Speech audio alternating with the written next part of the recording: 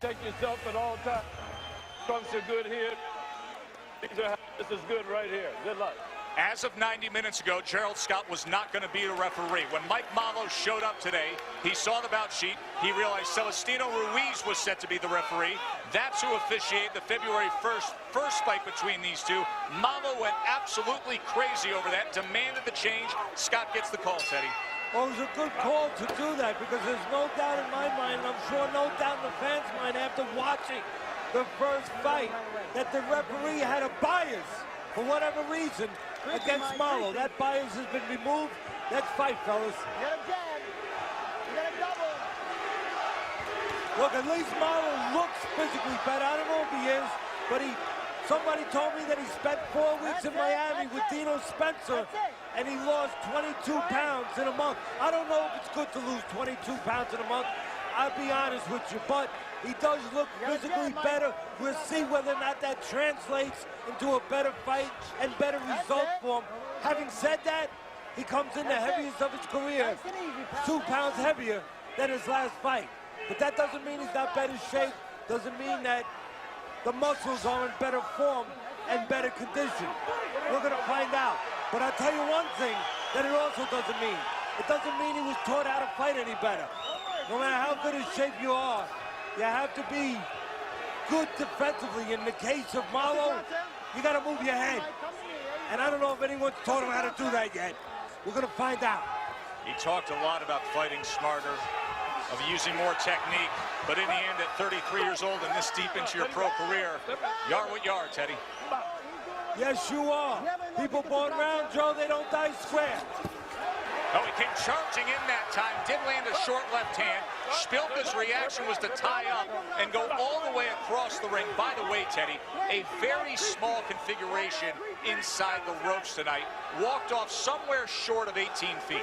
Good for the fans, good for us, and maybe good for Mollo. He doesn't move anywhere, he just comes forward. He wants a phone booth. He's got a small ring. I would think he's happy. You wonder whether or not his eyes are completely healed. Let's not forget, he was cut badly over both eyes in his last fight. Got staggered by a right hand from the southpaw heavyweight. According to Mollo, it took 45 stitches to close up those cuts that he incurred in their first fight 6.5 months ago. I wonder if they're completely healed. Sweeping left hand from Szpilka moments ago. Remember, Szpilka's had a couple fights since the Mollo fight. Went over to Poland, had a second-round TKO, and then a 10-round decision against the veteran from Butler, PA, Brian Minto. Big advantage, what you just talked about. Szpilka having those 2 fights, both wins, more confidence, chance to work out some of the flaws, and there were plenty of them in their first fight. Mollo didn't have that opportunity to work those flaws out and get confidence back before he gets back in the ring. Pressure-packed setting here. Szpilka, Mollo 2. End of round number 1.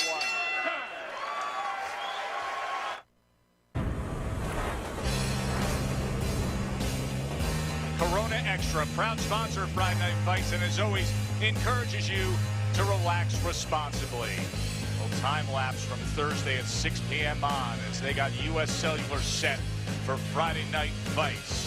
Last place White Sox on the road at Minnesota tonight, but they have packed from first base to third base and all the way up to the upper deck for this night.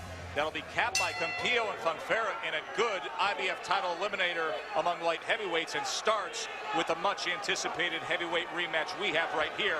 Round number 2 scheduled for 10. You know, I talked about Mollo came in the heaviest of his career, 2 pounds more than the last time these two got in the ring.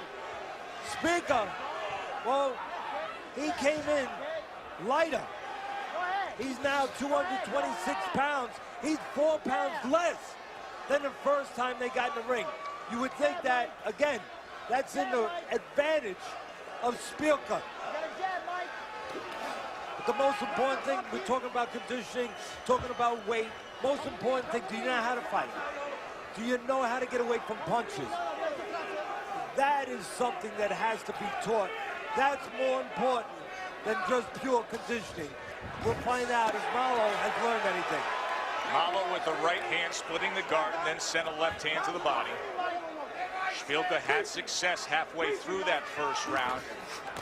There's another sweeping left hand, but he caught him a little fat and open. Well, if you time Szpilka and catch him, you can catch him clean because those hands are not disciplined. They're down quite often. He does not cover after he punches. Does not cover when he steps out. I'm in Mollo's corner. I'm telling him, look, get in good position. Maybe you crouch a little bit and come in with a leaping left hook, forcing Szpilka back and nailing him as he goes back. Where's Floyd Patterson when you need him? Floyd Patterson used to throw a beautiful leaping left hook when opponents would step back. He knocked out either Mario Hansen in the rematch to become the first heavyweight champ to retain the title after losing the title. Mollo goes to the body. Szpilka trying to land a left hand in between punches there before they separate. You don't need me to tell you, Mollo wants to be close. Short arms, crude, rough around the edges, not polished. He wants to be close, in the trenches, where he can make it a down and dirty fight. 4-inch height differential here. Mollo 6'1", Szpilka 6'5". There's a left hand on the inside. Opportunities for both guys there, Joe. Opportunities for Mollo to catch Szpilka as he drops his hands to throw. And opportunities for Szpilka to catch Mollo as he walks in. Szpilka trying to time that left hand that time as Mollo took that step forward. Step forward. That's the key word, Joe. That's what Mollo does all night long. To his advantage and to his detriment. He's always taking a step forward, right down the middle, where you can predict where he's going to be. Good shots to the head by the pole. He's out. He's out. We talked about it in the setup and looked like a champion. That straight left hand would be the thing to worry about if you're Mollo. Right at the bell, straight right hand, nothing fancy. Right down the middle, it staggered Mollo. He's lucky it was at the end of the round, and he's lucky for one other thing, Joe. There was only one thing missing from that equation that was there the first time they met. There was no jab to blind him for the left hand. It was just a left hand. He was able to handle it a little bit. First go around the southpaw, put that right paw out there, and then came with the left hand. Remember, he finished him off in round number 6. This is round number 3. Of course, that was back and forth. Mollo had success in the 4th round, scoring a knockdown. See, if I'm in the corner now of Szpilka, I'm telling him, look, you just hurt him at the bell. Hurt him badly. If there was more time left, you might have knocked him out. But you hurt him with a straight left hand. That left hand's going to be there again, right down the pipe. But this time, do what you did the first time. Put the jab first, and then the blind left hand. This time, he tags him with a head shot. Well, I'll tell you right now, I don't know. 50 seconds of the round. I don't know if Mollo's in better shape, but he's not a better fighter. I know that much. He's still got a heart, but he still doesn't know how to fight in areas that you need to know how to fight. A series of left hands early on here in round number 3 has Mollo in trouble. He returns fire and scores a knockdown. He's done it again. He might not know how to fight, but he knows how to throw back, and he's got plenty of heart. As if the Hollywood script these guys have been writing since February couldn't get any more wacky. Well, we were saying that Szpilka, he leaves himself open, drops his hands, pulls straight back, and when he throws something, especially an uppercut, he drops the hand and exposes himself. In other words, he gives up defense to create offense, and Mollo was able to score. Mollo was desperate, in trouble, and all of a sudden with one punch turns it around. Mollo allowing Szpilka to recover though. And that's not good. Because even though you scored a knockdown, you're still the underdog. The other guy's still a little bit better fighter than you. You still got a big hill to climb. And you should have maybe scampered up that hill a little bit when you had him hurt. I don't know about the conditioning of Mollo. He's breathing very heavy right now. Maybe that's one of the reasons why he didn't open up more when he hurt Szpilka this round. There was an uppercut and right hook combination, and now Mollo on the inside, driving his head into Szpilka's face. So that uppercut is there for Szpilka as Mollo comes in, leaning forward. But it's a catch-22 for Szpilka. He drops the left hand to throw the uppercut, and you can beat him to the match or beat him to the punch with the right hand. An outrageous third round that saw both men on wobbly legs. Mollo's the one that scored the knockdown, yet he was hurt, and look how the round finishes with Szpilka sprawled across to the neutral corner.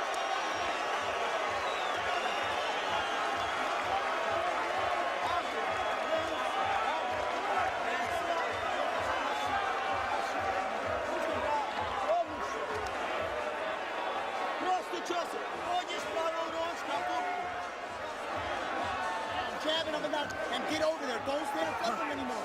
What about the plan? What's the plan? Go to the left. Take a look at the knockdown coming up here. You can see Mollo's in trouble. He's on the ropes. Take a look here. Left hook.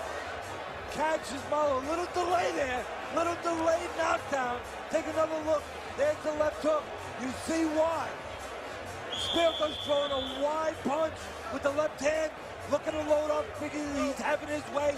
His right hand is down, and Mollo lands that left hook. Little delay there, but Szpilka goes down. Round 4. You know what hurt? Szpilka there was the first 2 rounds, Joe. I don't care if this sounds crazy, but it's accurate. He had his way. He figured, I'm just going to keep landing the left hand. So he got a little cocky, a little careless. He loaded up with the left hand, didn't have his right hand up. Szpilka has bad fundamental habits, just like Mollo. He is not as polished as he looks. And when he was throwing it, looking to load up, he forgot about incoming. He took for granted that Mollo was on his way out the door. Remember, you can go to the Friday Night Fight Facebook page and score along in this Rock'em Sock'em heavyweight fight, and do so all night long. First 2 rounds went to Szpilka, no doubt about it. Last round 10-8 with a knockdown score to Mike Mollo. I'm going to tell you something interesting. There's a lot of interesting things about this fight because it's brutal, and it's at the same time it's fun to watch. And you never know when the favorite can suddenly be on his backside. But on first blush, you look at Szpilka, Joe, and he looks much better than Mollo. You know, physically, technically, he has the look. He sets up like he knows more, much more polished until the fighting starts. Then the shine comes off him quite a bit, and you start saying to yourself, you know what? Szpilka, he's not as good as he looks. I think Mollo would agree, Teddy. That time he tried to catch him coming in again as Mollo consistently takes those short steps to get himself to the inside and do his damage. Kind of like when you go to a car lot, Joe. You go to a car lot and you see the car, and, you know, these car salesmen, you can't trust them all. And they got the car all polished up, all waxed up, and it looks great. You get in it, you pay for it, you start driving out of the lot, and the engine falls out. Transmission falls out. Now Szpilka has lost that new car smell, even though he's 15-0 and 11 knockouts. Had his jaw broken in a win against McLean. Had the bloodbath and surviving the knockdowns in the February 1st first fight against Mollo. And now tonight he's been on the canvas in the last round. Mollo needs to be taught better fundamentals. But it's probably too late for that. And Szpilka, I don't know if it's too late, but he needs to be taught better fundamentals too. Right now all he needs to do though is really establish the jab, don't push with the jab, snap it out, keep Mollo behind him. And then make Mollo pay to get in. In other words, kind of be like a real estate agent. Charge him for that real estate. Charge him 3 punches for every square foot that Mollo tries to advance on you.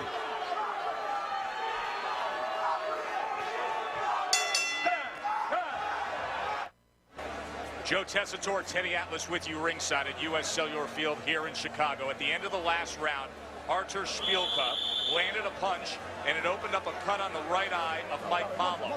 Remember, Mollo dealt with bad cuts in their first fight. Said he was bloody and battered, and that's what affected him when he went down in the 6th round to finish things off. He's the one that has scored the lone knockdown so far tonight. It happened in round number 3.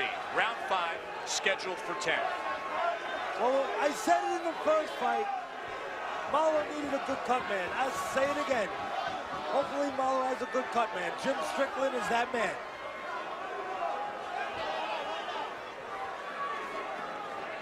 Mollo said he needed 45 stitches to close the cuts the last time these two got it on. He's gonna need some more after this night's over with.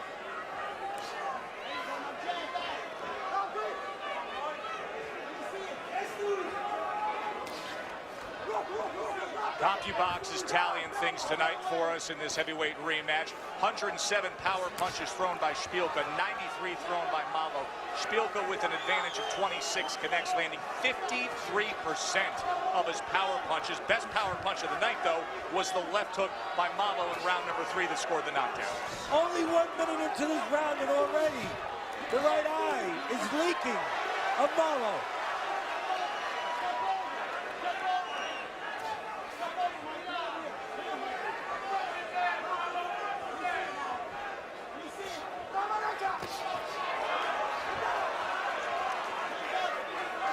Although he doesn't... A massive left hand that buckles Mollo, sends him to the canvas with his leg back. Can he beat the count? Even if he does, a lot of time left and the referee stops it.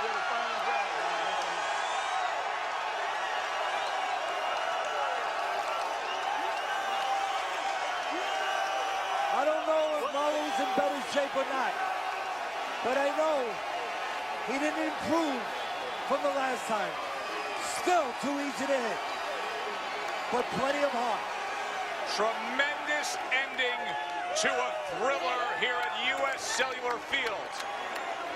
So many classic home runs knocked out of this park through the years, and Artur Szpilka just connected on one of his own.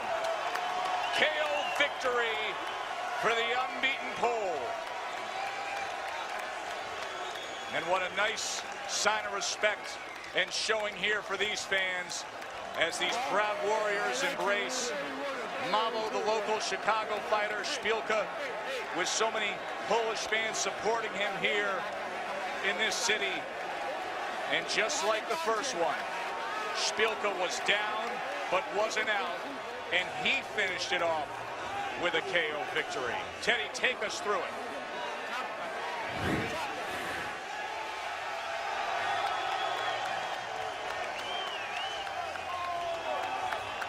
Very simple. The right hand distracted him. The left hand, not straight, a little to the side, was aimed the right way. A little to the side again. Mollo, like the first time when he got knocked out, their first time they went in the ring, never saw that punch. Let's take another look. I want to see one more time. He redirects the left hand. He doesn't throw it completely straight. Little tiny bit of a roundhouse to get it to the right spot. And once again, Mollo blinded himself with his glove. Watch, his glove is going to be up. He's not going to see that left hand. The glove is blinding him a little bit. And I give credit to Szpilka. He aimed that left hand a little bit to the side where Mollo could not see it. The right jab before that distracted him a little bit. Watch, a little throwaway jab just to distract him, get his eyes on the other side, and then the left hand. Watch, see how the glove is blinding him? Mollo blinded himself, and Szpilka took advantage and said, thank you for blinding yourself. I will knock you out now.